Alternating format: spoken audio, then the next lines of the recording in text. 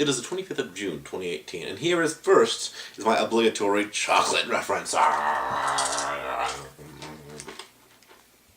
about some of the things, right?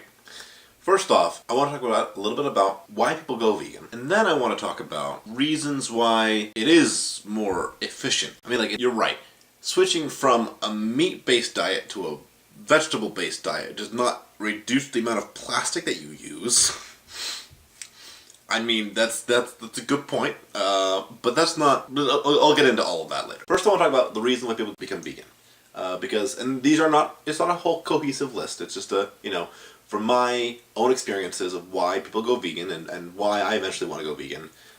These are some of the things. First and foremost, the fact that our current meat industry is absolutely terrible to animals. Like, it is atrocious to animals. Like, that... Many people go vegan in protest to all of the awful conditions that cattle and pigs and sheep and chicken are living in because of the meat industry. The second reason why someone might go vegan is for the health benefits. Because at the end of the day, right, animals have more fat than plants. And that's just how it works. I mean, like, right, every single cell, whether it be an animal cell or a plant cell, has a lipid around, right? The cell membrane around every single cell, which is composed of fat. And, like, there's still fat in plants. It's still there. But in terms of a health cost analysis, right? If you are looking to lose weight, or you're looking to get into a better diet, or you're looking to, improve your health, right? Cutting out meats and dairies and eggs and, like, other animal byproducts will cut all of that out. And so for, trying to live a healthy life, trying to cut down on calories, trying to cut down on the fats that you eat. Because, so if you cut out, like, the animals and the dairy product and the cheese and the milk and everything that has all that fat in it, you can eat the same weight.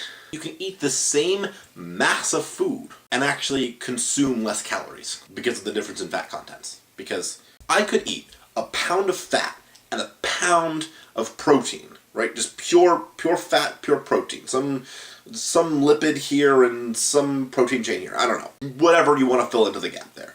A pound of each, right? And because of the way those foods interact with us, I would gain more weight from the fat than I would from the protein. Because this is more energy. The fat is more energy. It contains more energy that my body then has to figure out what to do with. And therefore it stores it as its own fat. Versus the protein, which has less energy in it. Density. Very important. And so fat is more dense, energy dense, than protein unless you eat it. And you cut the fat out, again, because plants on average have less fat than animals.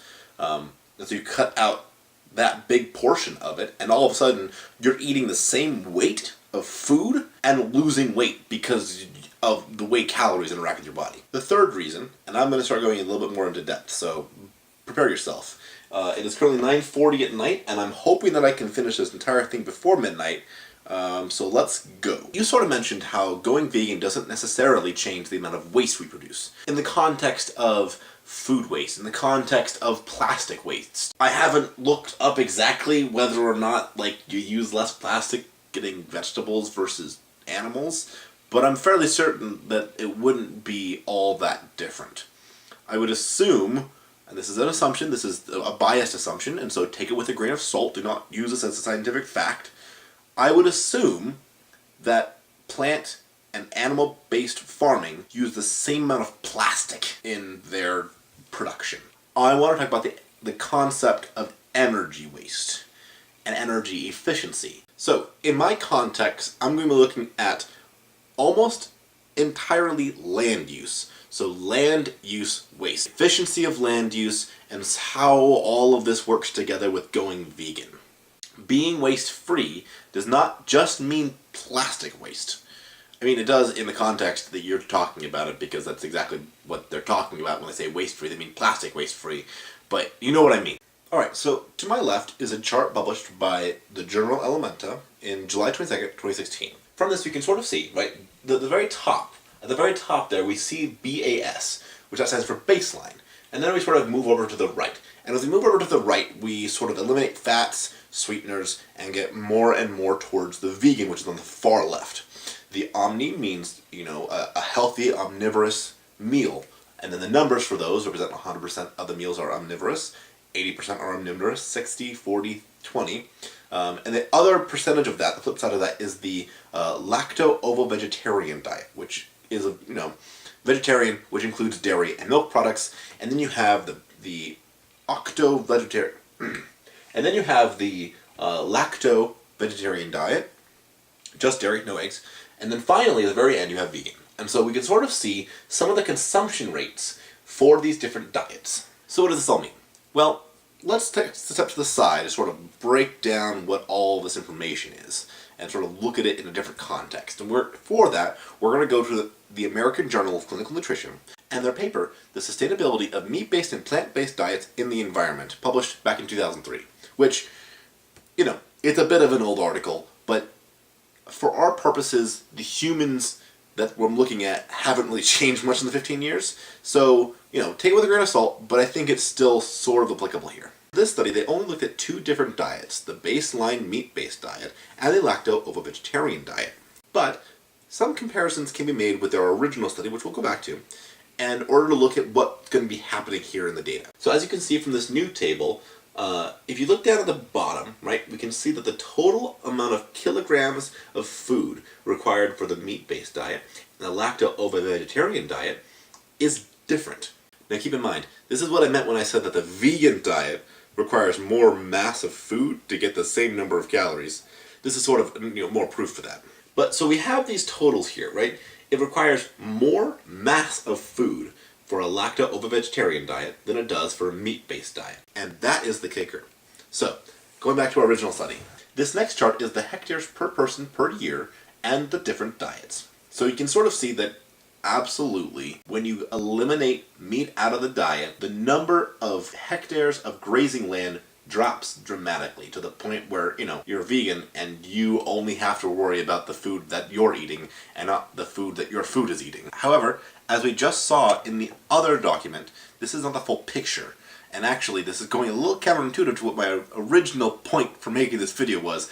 But that's okay. This is the scientific method. We can see results and be like, okay, I guess I gotta change my hypothesis. So look at this now. So on the right-hand side, you can see that as we slowly eliminate the amount of meat that we consume, the percent of growth, the percent of food that we could produce for people from our baseline population goes up to 101% with the lacto-vegetarian. Again, that's the group that only eats vegetables and dairy products. That's kind of big. That's why I'm having this sort of hesitancy now, because originally I was like, oh no, vegan's the best thing. But then you get down to it and you're like, well no, there could be a point where the fact that plants have less calories because they're not fats could actually play against you. And in this case, in one of these cases, that's where it happens, right?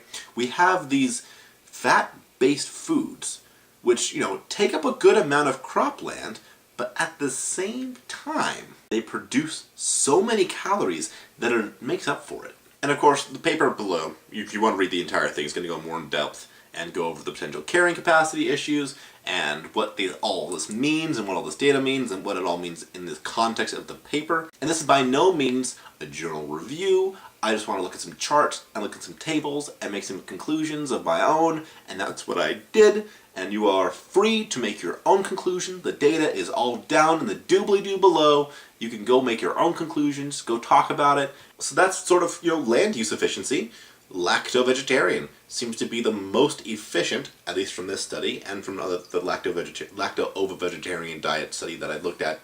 But from this study, right, that's what seems to happen, is that the lacto-vegetarian diet seems to be the most efficient usage of our land, because milk has more calories probably. As it goes into depth, it goes into a long, detailed explanation and everything. So feel free to go read the article down below. It's completely free. Both of them are totally free. You can just look at them and view them, and it's totally fine. So yeah. And with that, Chloe, I will see you tomorrow.